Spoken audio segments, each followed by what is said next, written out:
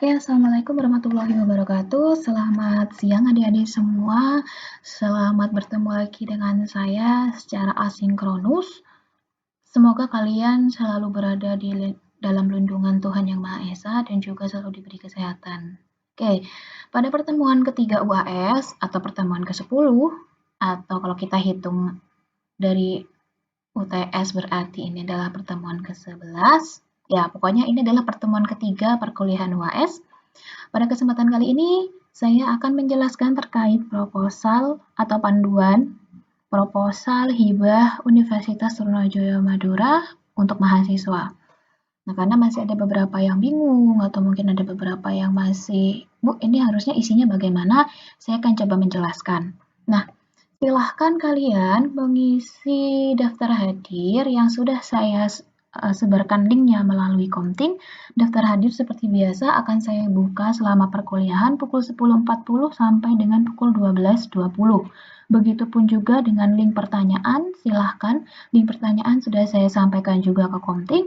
Pertanyaan akan dibuka dari pukul 10.40 sampai pukul 12.20. Lebih dari itu, semua link akan saya tutup. Jadi, tidak ada alasan untuk lupa dan segala macam ya, karena linknya sudah dibuka selama 100 menit selama perkuliahan kalian. Dan menurut saya itu termasuk yang fair ya, keputusan yang fair.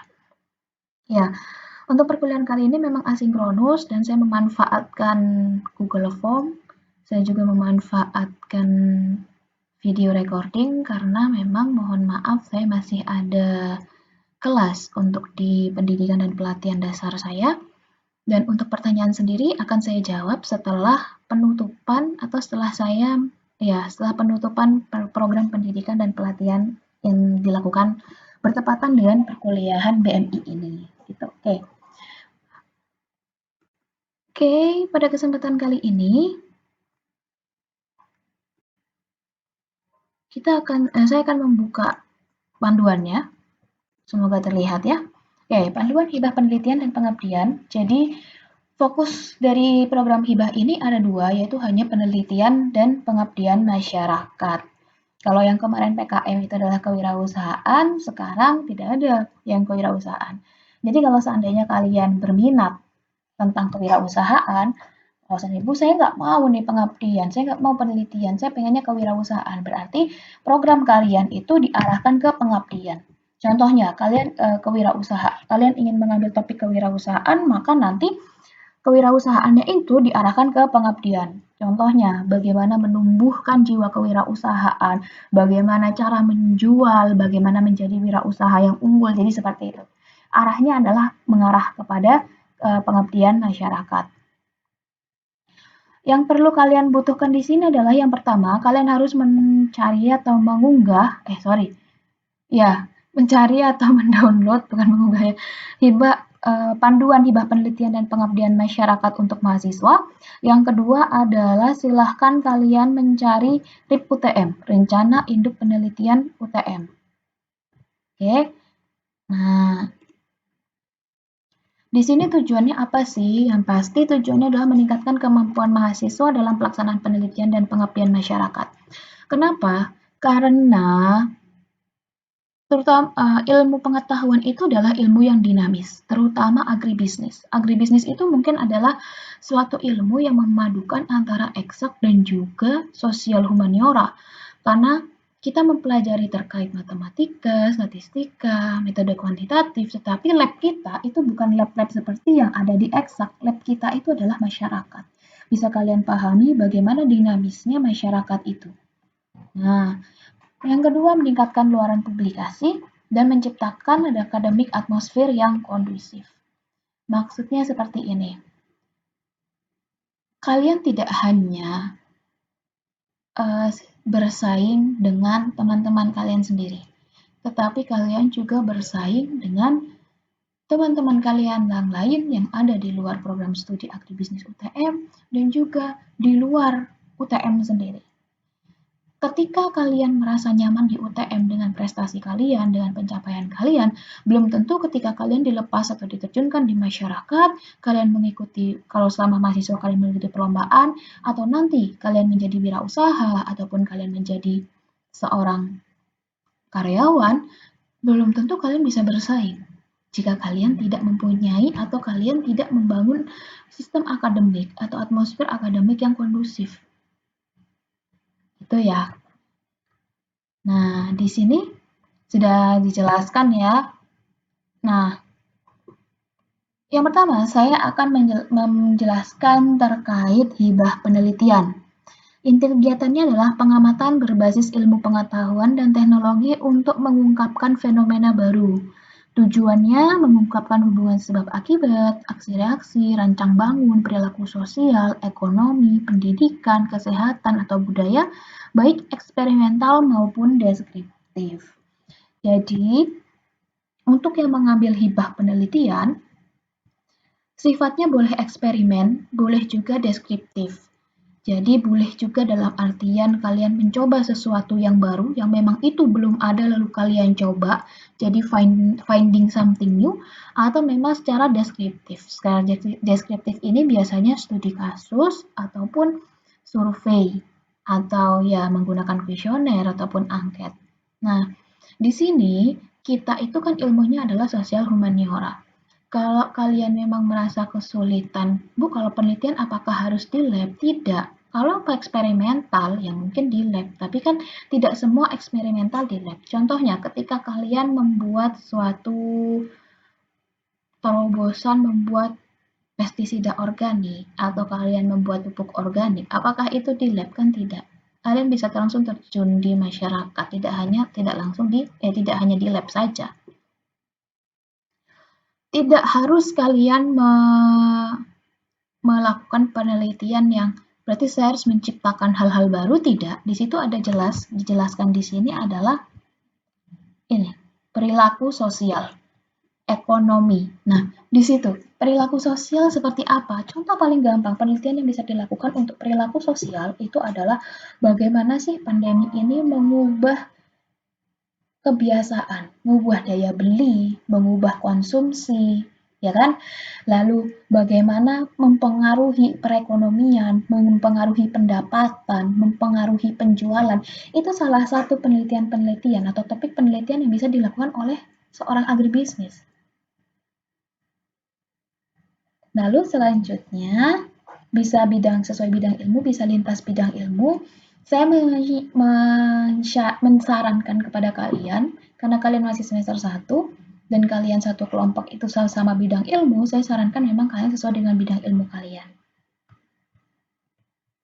Fokusnya adalah di ketahanan pangan, energi terbarukan, teknologi dan informasi, kemaritiman, obat dan rempah, sosial humaniora berdasarkan potensi Madura.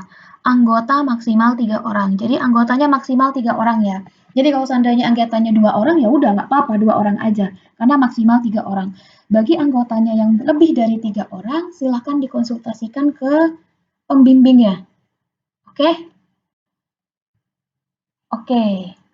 Lalu yang kedua, hibah pengabdian masyarakat, solusi penyelesaian masalah berbasis iptek bagi mitra. Nah, jadi tidak dibatasi bidang keilmuannya ya, terserah bidang ilmunya. Solusi penyelesaian. Jadi di masyarakat itu ada masalah apa sih? Nah, disinilah kalian masuk untuk mencoba memberikan suatu solusi, memberikan suatu strategi, sehingga apa yang terjadi di masyarakat itu bisa terselesaikan. Dan sifatnya pengabdian masyarakat itu sifatnya tidak tidak bukan mencari keuntungan finansial ya, tapi dalam artian lebih kepada ke kegiatan sosial. Sama maksimal adalah 3 bulan. Oke. Selanjutnya nih, pengusulan terakhir tanggal 31, seleksinya tanggal 5 sampai 11 dan penetapannya tanggal 13. Saya harapkan semua proposal itu selesai dan bisa dikumpulkan untuk mengikuti seleksi program hibah ini. Jadi sebelum maksimal tanggal 31 Desember sekalian harus mensubmit atau mengumpulkan proposal hibah. Akan ada reward tersendiri, terutama bagi yang bisa lolos penetapan pendanaan. Bu, kami semester 1, yakin bisa lolos. Guys, Penilaian proposal itu tidak ditentukan apakah kalian semester 1 atau semester 3. Yang mengikuti hibah ini tuh hanya semester 1 dan semester 3. Bukan semester 5 dan semester, apalagi semester 7. Ya, jadi ketika kalian menulis suatu proposal hibah terkait penelitian atau pengabdian masyarakat, yang ditentukan itu, yang dilihat itu bukan kalian itu semester berapa, tetapi konten dari proposal kalian. Kalau penelitian, apakah penelitian ini penting untuk dilakukan? Bagaimana sih dampak dari penelitian ini terhadap masyarakat, terhadap bidang keilmuan kalian? Contohnya, kalau kalian sekarang lagi boomingnya adalah terkait dengan pandemi. Kalau kalian meneliti terkait ini 5 bulan ya penelitiannya, dan kita tidak tahu pandemi ini sampai kapan. Kalau 5 bulan berarti jadwal kegiatan dimulai dari bulan Januari, Februari, Maret, April, Mei, sampai dengan Mei. Jadi kegiatan kalian dibuat sampai dengan Mei. Ada suatu pandemi dan bagaimana pandemi ini mengubah tata kelola atau susunan ataupun kebiasaan dari manusia, dari perilaku sosialnya maupun dari ekonominya. Disitulah kalian yang melihat, oh penelitian apa ya yang cocok kira-kira. Dan juga dengan pengabdian masyarakat, bukan dilihat dari kalian, saya semester 1, gimana mau pengabdian. Pengabdian itu kan bagaimana kalian berkontribusi kepada masyarakat. Kira-kira apa yang kalian lakukan ini berkontribusi nggak? Kontribusinya dari apa? Apakah meningkatkan finansial, meningkatkan pendapatan, ataukah mengubah pola pikir mereka, ataukah bisa jadi mengubah mindset mereka terhadap sesuatu? Ya, jadi silahkan disubmit. Kalau tidak submit bagaimana? Kita akan lihat nanti bagaimana kita tidak akan disubmit. Karena nanti yang menilai BMI bukan hanya saya tetapi juga Pak Andri. Dan karena dosen PJMK Pak Andri, semua keputusan reward and punishment itu akan ditentukan oleh Pak Andri. Ingat, semua usulannya itu maksimal 20 halaman. Tidak termasuk cover. Tidak termasuk cover ya, sorry, bukan cover. Tidak termasuk cover, pengasahan, dan lampiran. Jadi isi saja dari bab 1 sampai dengan bab 4 itu adalah dari bab 1 sampai dengan anggaran biaya itu adalah 20 halaman maksimal. Maksimal. Jangan membuat dari 20 halaman. Ketika kalian membuat lebih dari 20 halaman, kalian akan otomatis gagal. Fontnya tolong dipahami adalah Times New Roman 12, spasinya 1,5 kecuali ringkasan. Ringkasan itu 1 spasi, ukuran kertasnya A4. Apakah itu dinilai proposal? Suatu proposal bisa gagal hanya karena teknis penulisannya salah. Proposal yang masuk itu banyak, apalagi kalau nanti kalian bersaing di PKM. Proposal yang masuk itu bukan hanya ratusan, ribuan, bahkan puluhan ribu. Salah satu desk evaluasi pertama yang harus dilalui adalah kesesuaian proposal dengan format yang sudah ada. Kalau proposal kalian aja tidak sesuai dengan format, udah itu akan gagal secara otomatis. Jadi tolong diteliti lagi, terutama susunan-susunannya. Bahkan susunan-susunan seperti ini, yang mana yang harus pertama, mana yang kedua, mana yang ketiga, dan seterusnya, itu juga akan mempengaruhi desk evaluasi kalian. Karena ketika nanti tidak sesuai dengan panduan, itu udah otomatis gagal. Tenang aja. Ya, jadi jangan pernah ketika kalian gagal untuk pendanaan PKM ataupun program hibah, yang pertama yang harus kalian pahami adalah jangan mempertanyakan, tuh ini kan punya saya kreatif sekali, kenapa nggak lolos?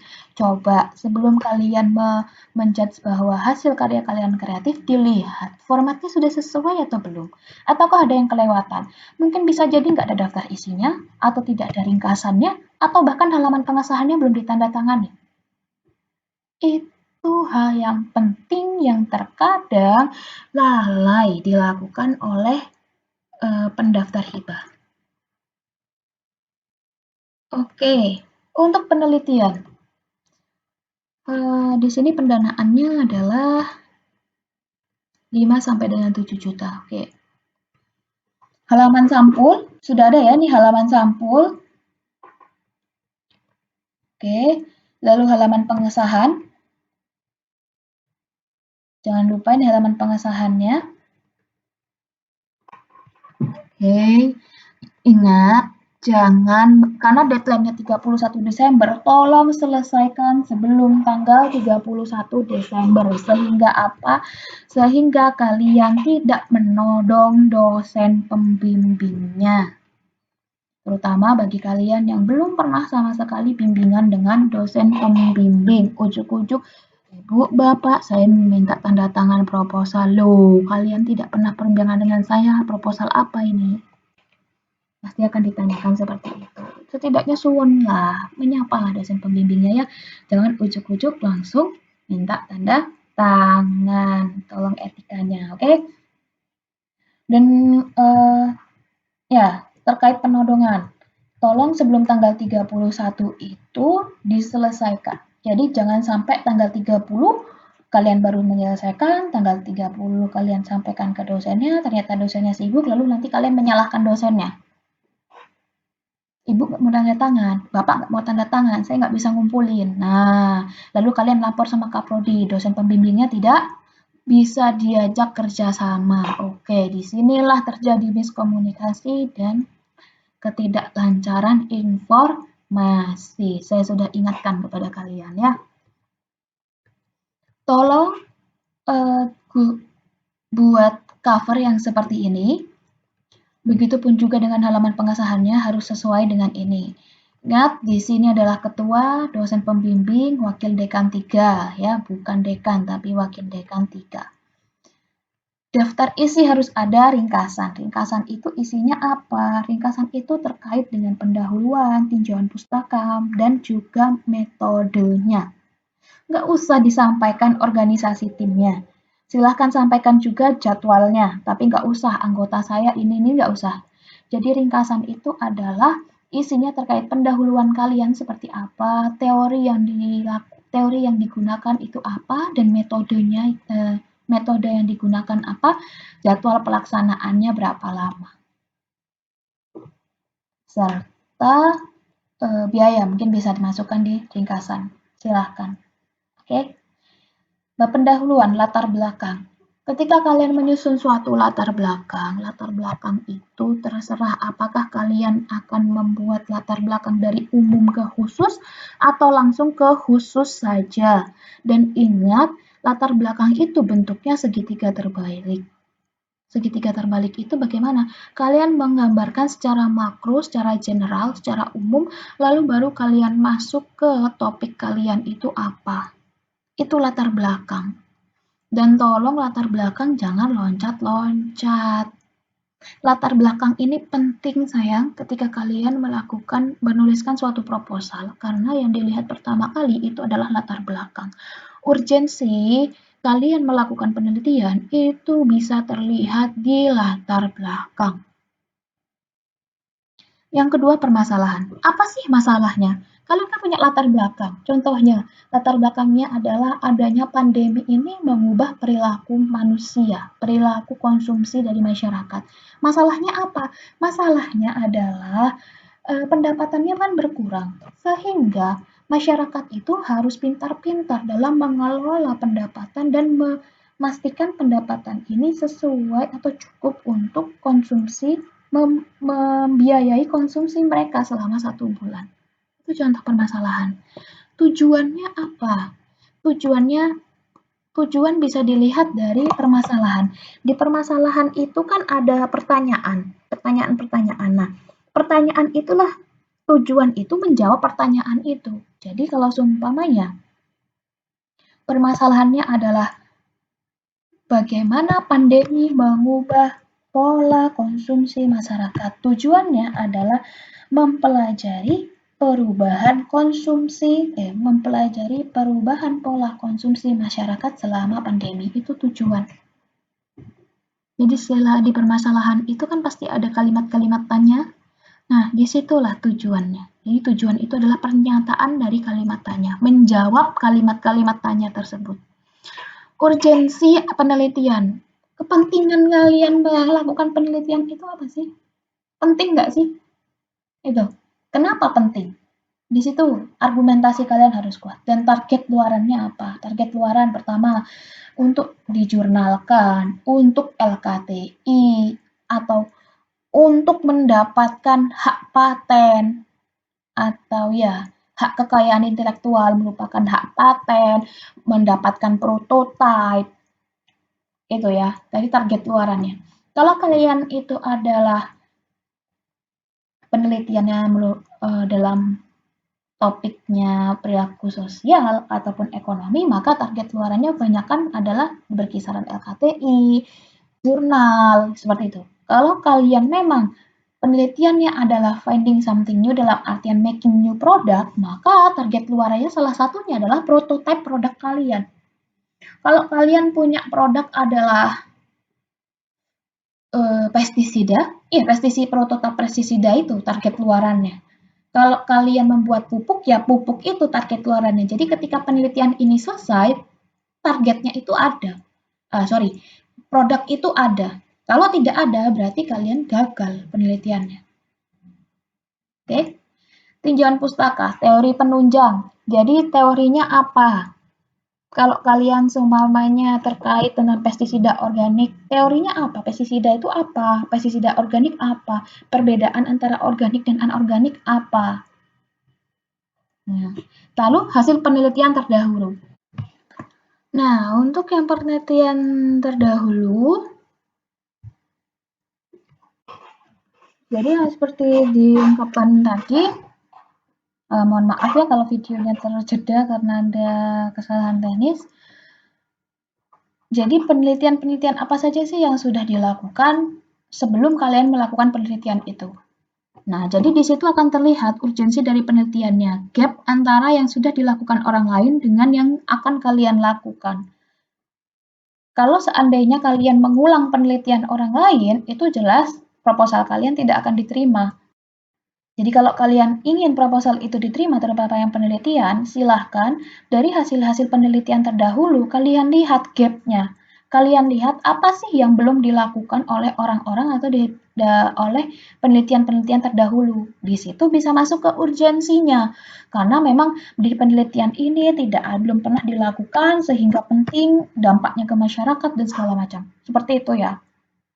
Lalu metode.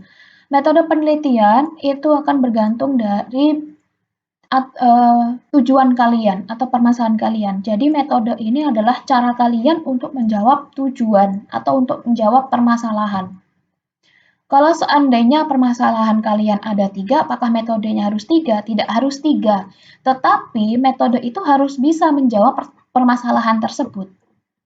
Jadi permasalahan pertama itu menggunakan metode apa, permasalahan kedua apa, permasalahan ketiga apa. Begitu ya untuk metode.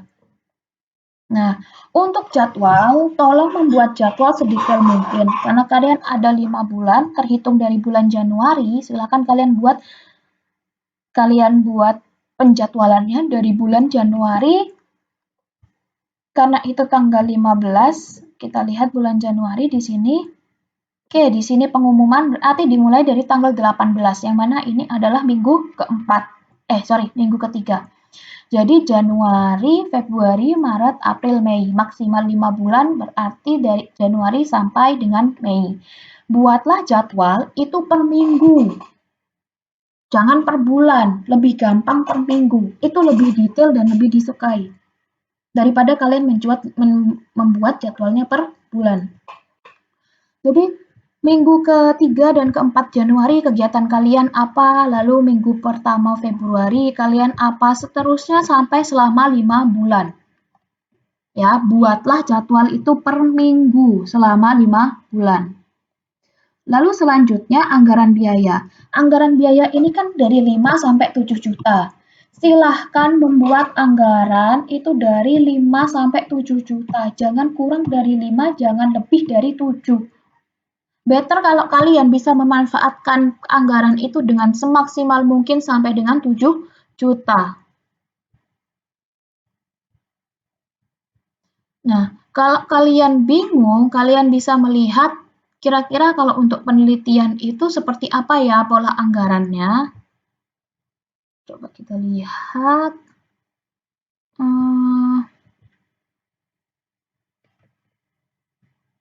Nah, ini adalah salah satu contoh PKMP, bisa dilihat ya contoh anggarannya di sini. Kira-kira kalau penelitian itu anggarannya apa saja ya? Nih, rincian dana yang terpakai untuk apa? Untuk transportasi, konsumsi, komunikasi, ataupun administrasi, seperti itu.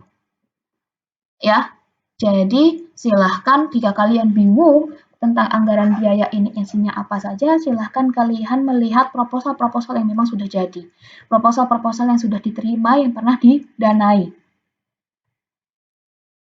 Dan yang saya tekankan lagi, tolong jangan sampai kurang dari 5 juta ataupun lebih dari 7 juta. Akan lebih baik kalau kalian bisa memanfaatkan dengan sebaik-baiknya. Dan ingat, bisa dipertanggungjawabkan juga dengan sejujur-jujurnya. Lalu jangan lupa daftar pustaka. Hindari daftar pustaka dari blog pribadi, dari Wikipedia.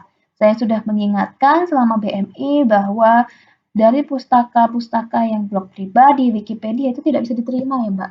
Mas, kecuali kalau internetnya itu adalah forum ilmiah. Contoh, forum terkait SDGs, web SDGs, webnya WHO, web dari FAO, itu nggak masalah. Tetapi bukan blog pribadi. Oke? Ini untuk yang mengambil hibah penelitian. Silahkan jika ada pertanyaan bisa disampaikan di link pertanyaannya. Oke? Selanjutnya adalah hibah kepengabdian kepada masyarakat. Saya langsung ke pendahuluan. Nah, identitas mitra. Di sini hibah masyarakat itu tolong disamakan dengan PKMM dalam artian mitra itu tidak boleh desa, RT, ataupun RW. Mitra itu boleh ibu PKK, boleh, boleh ibu-ibu pengajian, boleh, boleh karang taruna, boleh, boleh sekolahan atau pondok pesantren, boleh. Yang pasti bukan di kepala desa, RT, ataupun RW. Kalau kalian ingin menyasar pemerintahan pun silahkan. Penyuluhan dengan bantuan penyuluhan kepada pemerintah terkait apa, silakan. Ya, jadi identitas mitranya. Kalau seandainya contoh, kalian mengambil mitra adalah suatu kelompok tani, berarti identitas mitra itu adalah identitas kelompok taninya. Kelompok taninya itu didirikan tahun berapa, anggotanya siapa, ketuanya siapa, kegiatannya apa saja. Lalu kalian lihat permasalahan di kelompok tani ini apa, solusinya apa, target luarannya. Nah, target luaran untuk pengabdian masyarakat itu pasti adalah apakah itu suatu prototipe bisa, suatu karya ilmiah itu juga bisa. Jadi kalau kalian seumpamanya melakukan pengabdian terkait pembuatan makanan, ya berarti prototipe makanannya harus ada. Kalian mengajari mereka untuk mendesain sesuatu, ya berarti hasil desainnya harus ada. Dan bisa juga target luaran kalian itu adalah dalam bentuk kepuasan masyarakat terhadap kegiatan kalian. Jadi yang awalnya masyarakat tidak tahu, itu sekarang menjadi tahu. Ya kan? Yang awalnya tidak tahu, itu menjadi tahu. Bagaimana kalian menilainya? Silahkan buat suatu kuesioner. Ketika awal kalian menyuluh, dan nanti ketika akhir kalian menyuluh. Itu identitas mitra. Kalau seumpamanya kalian di sekolahan, ya silahkan identitas sekolahannya. Sekolahan itu dibangun tahun berapa siswanya, kepala sekolahnya apa, kegiatan-kegiatan yang dilakukan oleh sekolah itu apa, lalu permasalahan yang ada di sekolah itu apa. Itu untuk bab 1. Bab 2 adalah gambaran umum masyarakat sasaran. Gambaran umum masyarakat sasaran bedanya dengan mitra apa? Kalau mitra itu kan tujuan kalian, titik tengah kalian. Kalau kalian manah itu titik tengahnya. Sedangkan gambaran umum masyarakat, kalian itu mengambil mitra di mana? Sumpamanya di kecamatan X atau di desa X. Nah, desa X itu yang kalian gambarkan. Nah, kalau ada kelompok tani di desa X. Nah, kalau di bab 1 kalian menggambarkan kelompok taninya, di bab 2 kalian menggambarkan desanya. Kalau di seumpamanya di sekolah, mitranya adalah sekolah. Sekolah itu adanya di mana? Di kecamatan kota kah? Atau di mana? oh dia di kecamatan kota, ya kalian gambarkan kecamatan masyarakat di kecamatan tersebut. Atau bisa jadi masyarakat di kabupaten tersebut. Profil masyarakatnya seperti apa di kabupaten tersebut? Yang masuk ke sekolah itu seperti apa masyarakatnya? Lalu kondisi dan potensi wilayahnya. Bisa jadi kondisi potensi wilayah desanya, wilayah kecamatan, ataupun wilayah kabupatennya. Itu ya bedanya antara di bab 1 dan bab 2. Kalau bab 1 itu gambaran mitra kalian, kalau bab 2 itu adalah gambaran tempat dari mitra kalian. Jadi secara umum. Oke. Lalu yang ketiga itu adalah metode pelaksanaan. Kalau kalian melihat proposal-proposal yang sudah didanai atau yang pernah sudah dijadikan contoh, kalian cari di mungkin di dunia maya juga sudah banyak, silahkan diadopsi. Saya tidak bilang mencontoh ya, diadopsi, amati, dan dimodifikasi, lalu lakukan. Dari metode tadi, itu kalian bisa akan menentukan target luarannya apa. Ya, kalau kalian buat barang ya berarti kan, atau kalian penyuluhannya adalah membuat barang X, ya berarti nanti luarannya adalah barang X itu sendiri. Atau kalian bisa target luarannya adalah masyarakat bisa membuat barang itu. Buktinya apa? Bisa video, bisa foto. Jadi masyarakat membuat sendiri. Lalu jadwal sama ya, jadwal dan anggaran biaya sama seperti yang hibah penelitian. Lalu akan lebih bagus lagi untuk pengabdian masyarakat apabila kalian memiliki form kesediaan menjadi mitra. Walaupun tidak ada di sini, tapi kan di sini ada terkait lampiran biodata tim pelaksana bisa dilampirkan juga terkait kesediaan mitra. Jadi kalau untuk kesediaan mitra, gimana Bu kesediaan mitra? Silahkan kalian kesediaan mitra itu dari PKM. Jadi yang bertanda tangan namanya siapa, pimpinan mitranya siapa, bidang kegiatannya apa, apakah pertanian, pendidikan, kesehatan. Dengan ini menyatakan bersedia untuk bekerja sama dengan pelaksanaan kegiatan hibah. Jadi PKMM-nya diubah ya menjadi hibah pengabdian kepada masyarakat mahasiswa Universitas Trunojoyo Madura. Dengan judul apa ini? Nah, oke. Itu ya, jadi PKMM ini diubah menjadi hibah pengabdian kepada masyarakat bagi mahasiswa Universitas Trunojoyo Madura dengan judul apa? Ketuanya, NIM kalian, program studi, dosen pembimbing, dan perguruan tingginya. Ini, kalau kalian bisa mendapatkan sih itu akan lebih bagus lagi. Oke? Oke. Itu penjelasan terkait sistematikanya. Jika ada yang bertanyakan, silahkan ditanyakan. Lalu ada lagi yang perlu saya ini adalah garisbawahi terkait fokusnya. Fokusnya, baik itu topik usulan pertanian maupun usulan ipteknya adalah difokuskan di 6 sektor unggulan UTM. Silakan kalian mencari sektor unggulan UTM-nya di RIP UTM, yang mana itu ada di web LPPM UTM.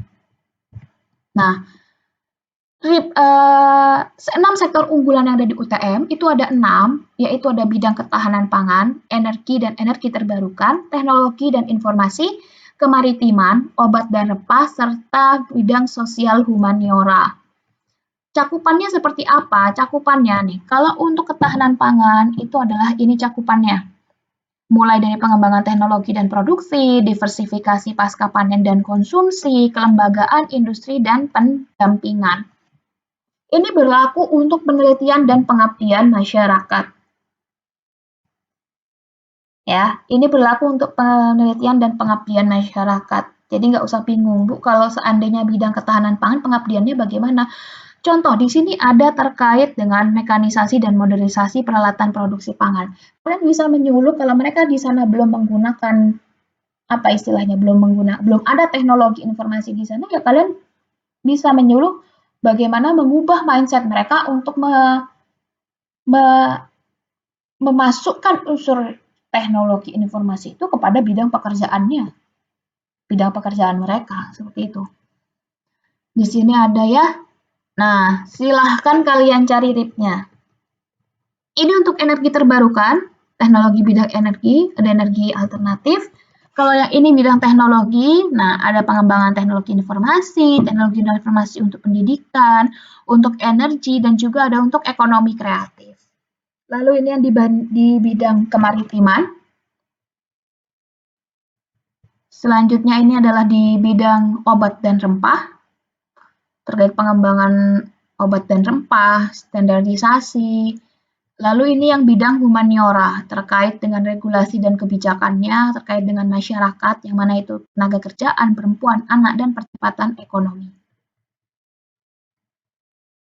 Nah, di sini ada subbidang pendidikan dan kebudayaan, ada subbidang tenaga kerja dan kependudukan. Nah, silahkan. Oke, silahkan kalian cari RIP-nya di LPPM UTM. Di situ kalian bisa melihat kira-kira proposal saya ini sesuai nggak ya dengan RIP UTM. Sesuai dengan fokus dari UTM atau tidak. Karena itu merupakan salah satu dari penilaian. Oke, itu yang bisa saya sampaikan. Silahkan kalian ajukan pertanyaan bagi yang belum mengerti. Pertanyaan akan saya jawab setelah selesai kelas saya. Untuk jawaban juga linknya nanti, link jawabannya akan saya share melalui Komting. Oke, terima kasih atas kerjasamanya. Silahkan, jangan lupa untuk bimbingan kepada pembimbingnya, setidaknya ya. Kalau tidak bisa bimbingan per bab, silahkan bimbingan proposalnya, syukur-syukur kalau sudah jadi. Dan bimbingan itu tidak hanya di latar belakang saja, silahkan bimbingan semuanya. Baik itu pendahuluan, bab 1, bab 2, sampai dengan bab 4. Oke? Dan jangan pernah, kenapa kok harus bimbingan? Karena jangan pernah merasa bahwa karya tulis kalian itu sudah bagus. Bagi yang memang sudah sering ikut LKTI, ya alhamdulillah, tapi bagi yang belum, jangan berkecil hati. Pembimbing kalian mempunyai tanggung jawab untuk membimbing kalian menghasilkan suatu karya tulis yang berkualitas.